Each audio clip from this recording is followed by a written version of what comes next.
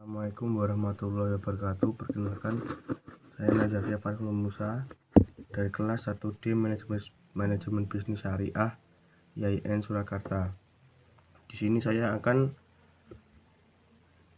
memberikan pengertian tentang satu, pengertian ekonomi Islam, dua, jenis-jenis dan peradaban pemahaman ekonomi, tiga, permintaan dan penawaran dalam Islam, empat, kebijakan fiskal dalam Islam. Yang pertama, 1. Pengertian ekonomi Islam. Menurut Umar Kapra, ekonomi Islam adalah cabang pengetahuan yang bertujuan mewujudkan kesejahteraan manusia melalui alokasi dan distribusi sumber daya yang langka, sesuai dengan ajaran Islam tanpa terlalu membatasi kebebasan individu, mewujudkan keseimbangan makroekonomi dan ekologi yang berkelanjutan. Pada intinya, ekonomi Islam adalah suatu cabang ilmu pengetahuan yang berupaya untuk memandang, menganalisis, dan akhirnya menyelesaikan permasalahan ekonomi dengan cara-cara sesuai dengan prinsip syariat Islam. Pengertian syariat adalah ajaran tentang hukum agama yang menetapkan peraturan hidup manusia dengan Allah Subhanahu wa Ta'ala. Hubungan manusia dengan manusia dan alam sekitar yang berdasar dari Al-Quran dan hadis. Umar Kapra 2000. Yang kedua, jenis-jenis dan perbedaan ekonomi. Ekonomi makro merupakan bagian dari ekonomi yang mempelajari mekanisme bekerjanya perekonomian secara keseluruhan. Aspek-aspek yang inisialis dan dalam ekonomi makro yaitu pendapatan total, produksi total, kebijakan fiskal dan moneter, perdagangan luar negeri, inflasi, pertumbuhan, serta pembangunan ekonomi ruang lingkup. 1. Perhitungan pendapatan nasional dan tingkat keseimbangan pendapatan nasional. 2. Keseimbangan pendapatan nasional dalam perekonomian 2 sektor dan 3 sektor. 3. Kebijakan fiskal dan sistem perpajakan. Contoh permasalahan ekonomi mikro. 1. Meningkatnya harga beras yang disebabkan turunnya penawaran beras akibat gagal panen, sedangkan permintaan terus-menerus meningkat. 2. Adanya praktik monopoli oleh suatu perusahaan yang merugikan konsumen dan masyarakat.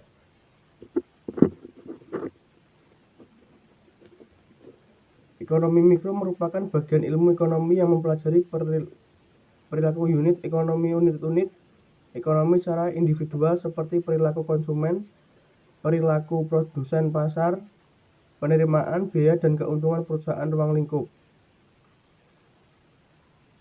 1. Perilaku konsumen seperti teori perilaku konsumen, teori konsumsi, permintaan seorang konsumen.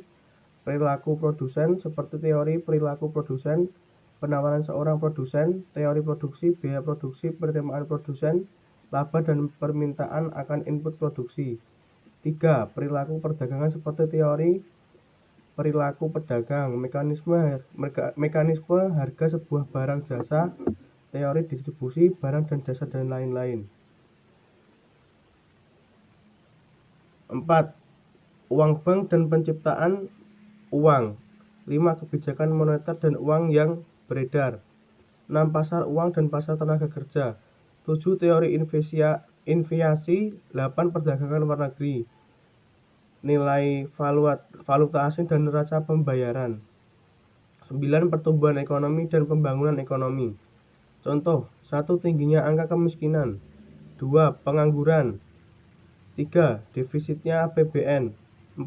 Tingginya utang luar negeri. 5. Tingkat inflasi yang masih tinggi. Yang kedua, jenis-jenis dan perbedaan ekonomi. Ekonomi makro merupakan bagian dari ekonomi yang mempelajari mekanisme bekerjanya perekonomian secara keseluruhan. Aspek-aspek yang inisialis dan dalam ekonomi makro yaitu pendapatan total, produksi total, kebijakan fiskal dan moneter, perdagangan luar negeri, inflasi, pertumbuhan, serta pembangunan ekonomi ruang lingkup. 1. Perhitungan pendapatan nasional dan tingkat keseimbangan pendapatan nasional. 2. Keseimbangan pendapatan nasional dalam perekonomian 2 sektor dan 3 sektor. 3. Kebijakan fiskal dan sistem perpajakan. Contoh permasalahan ekonomi mikro. 1. Meningkatnya harga beras yang disebabkan turunnya penawaran beras akibat gagal panen, sedangkan permintaan terus-menerus meningkat. 2. Adanya praktik monopoli oleh suatu perusahaan yang merugikan konsumen dan masyarakat.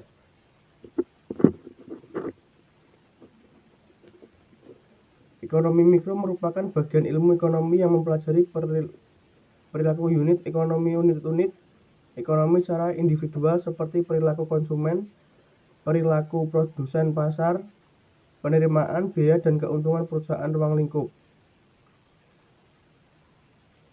lingkup 1. Perilaku konsumen seperti teori perilaku konsumen, teori konsumsi, permintaan seorang konsumen. Perilaku produsen seperti teori perilaku produsen, penawaran seorang produsen, teori produksi, biaya produksi, penerimaan produsen, laba dan permintaan akan input produksi. 3. Perilaku perdagangan seperti teori perilaku pedagang, mekanisme harga sebuah barang jasa, teori distribusi barang dan jasa dan lain-lain. 4. Uang bank dan penciptaan uang. 5. Kebijakan moneter dan uang yang beredar. 6. Pasar uang dan pasar tenaga kerja. 7. Teori inflasi. 8. Perdagangan luar negeri, nilai valuta asing dan neraca pembayaran. 9. Pertumbuhan ekonomi dan pembangunan ekonomi. Contoh: 1. Tingginya angka kemiskinan. 2. Pengangguran. 3. Defisitnya APBN. 4. Tingginya utang luar negeri. 5. Tingkat inflasi yang masih tinggi. Yang ketiga, permintaan dan penawaran dalam Islam. Permintaan adalah jumlah barang dan jasa yang ingin dibeli oleh konsumen pada berbagai tingkat harga. Adapun faktor-faktor yang mempengaruhi permintaan dalam Islam yaitu sebagai berikut. 1. Pendapatan konsumen. Menurut ekonomi Islam, naiknya pendapatan tidak boleh dipergunakan secara berlebihan atau boros, sehingga meningkatnya pendapatan diharapkan akan meningkatkan permintaan hingga batas tidak berlebih-lebih. 2. Harga barang lain yang terkait. Terdapat 2 jenis barang lain yang terkait, yaitu barang substitusi dan komplementer. Barang substitusi merupakan barang pemuas kebutuhan manusia yang sifatnya saling menggantikan. Sementara itu, barang komplementer merupakan barang yang kegunaannya saling melengkapi satu sama lain. 3. Selera konsumen. Ekonomi Islam tidaklah melarang seorang untuk mengikuti seleranya, selama selera itu tidak bertentangan dengan prinsip syariat Islam. 4. Ekspektasi. Jika konsumen memperkirakan harga barang atau jasa akan naik karena faktor penyebab apapun, konsumen akan meningkatkan permintaannya sebelum harga naik. 5. Jumlah penduduk. Semakin banyak jumlah penduduk, maka akan meningkatkan permintaan suatu barang. 6. Maslahat. Maslahat merupakan tujuan utama dalam mengkonsumsi barang karena maksimalisasi maslahat merupakan cara untuk mencapai kesejahteraan umat di dunia dan akhirat. Hukum permintaan. Jika harga barang naik, permintaan turun, dan jika harga turun, permintaan naik. Bentuk kurva permintaan. Kurva permintaan adalah kurva yang menggambarkan hubungan antar harga dengan jumlah barang yang diminta. Sesuai dengan hukum permintaan, bentuk kurva permintaan melereng dari kiri atas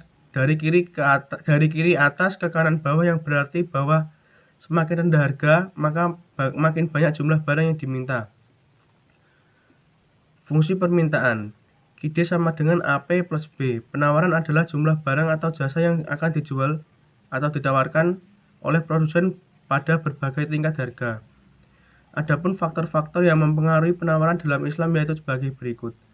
1. Harga input. Harga input merupakan komponen utama dalam biaya produksi. 2. Teknologi produksi. Dengan teknologi, maka efisiensi dan optimalitas akan tercipta, sehingga dengan jumlah input yang sama menghasilkan produksi yang lebih tinggi. 3. Ekspektasi. Jumlah output yang diproduksi perusahaan hari ini mungkin tergantung pada harapan tentang masa depan. 4. Jumlah penjual dan produsen. Pasokan pasar juga tergantung pada jumlah penjual. Semakin banyak jumlah penjual, penawaran terhadap barang akan bertambah. Sebaliknya, jika semakin sedikit jumlah penjual, penawaran terhadap barang akan berkurang. 5. Maslahat. Seperti halnya permintaan, pengaruh maslahat terhadap penawaran pada dasarnya akan tergantung pada tingkat keimanan dari produsen. Hukum penawaran. Jika harga barang naik, penawaran naik, dan jika harga turun, penawaran turun. Bentuk kurva penawaran. Kurva penawaran adalah kurva yang menggambarkan hubungan antar harga dengan jumlah barang yang dijual atau ditawarkan pada masing-masing tingkat harga. Kurva penawaran bergerak dari kiri bawah ke kanan atas yang menunjukkan bahwa jika harga barang tinggi, para penjual produsen akan jual dalam jumlah lebih banyak. Fungsi penawaran, QS sama dengan AP min B. 4. Kebijakan fiskal dalam Islam. Kebijakan fiskal sering dikaitkan dengan upaya mengendalikan perekonomian melalui pengelolaan keuangan negara, seperti kebijakan pajak dan subsidi. Kebijakan fiskal dalam ekonomi Islam menurut Faridi memiliki 4 tujuan pokok. 1. Mewujudkan keadilan dan kesetaraan. 2. Penyediaan kesejahteraan sosial ekonomi. 3. Mendorong pertumbuhan ekonomi atau pemanfaatan sumber daya ekonomi. 4. Memperbaiki moralitas dan budaya ekonomi masyarakat. Instrumen kebijakan fiskal dan ekonomi Islam. A. Zakat mal. Fungsi utama zakat adalah sebagai pemenuhan kebutuhan dasar atau jaringan pengaman sosial safety net. Maka kaum fakir dan miskin dapat turut berpartisipasi dalam kegiatan ekonomi setara dengan masyarakat yang mampu. B. Penerimaan pajak. Kebutuhan negara dalam hal ini adalah untuk menutup defisit anggaran atau untuk memperlancar perdagangan seperti pajak perdagangan atau pajak impor. C. Pemasukan pemerintah lainnya. Contoh pemasukan pemerintah lainnya seperti penghasilan dari aset negara, sumbangan masyarakat, harta yang tidak ada pewarisnya, dan denda. D. Penerimaan sumbangan dari masyarakat berupa sedekah, infak, dan wakaf. E. Kerjasama pembiayaan pemerintah dan swasta. Pemerintah dapat bekerja sama saling menguntungkan dengan swasta dalam menyelenggarakan para negara melalui pembiayaan dengan menerbitkan suku atau obligasi syariah oleh negara. Instrumen kebijakan fiskal dan moneter dalam ekonomi Islam Indonesia. A. Giro wajib minimum. GWM bisa dinamakan juga Statutory Reserve Requirement. Adalah simpanan minimum bank-bank komersial dan bentuk giro pada BI yang besarnya ditetapkan oleh BI berdasarkan persentase tertentu dari dana pihak ketiga. B.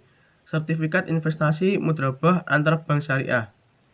Instrumen yang digunakan oleh bank-bank syariah dalam melakukan transaksi antar bank untuk mengelola likuiditas mereka. C. Sertifikat Bank Indonesia Syariah. Dapat digunakan oleh bank-bank syariah yang kelebihan likuiditas sebagai sarana penitipan dana jangka pendek. D. Surat berharga syariah negara atau sukuk negara.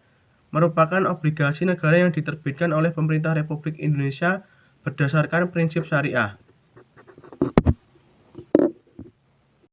Sekian penjelasan dari saya. Apabila ada kekurangan kata atau kesalahan pengucapan, mohon dimaafkan.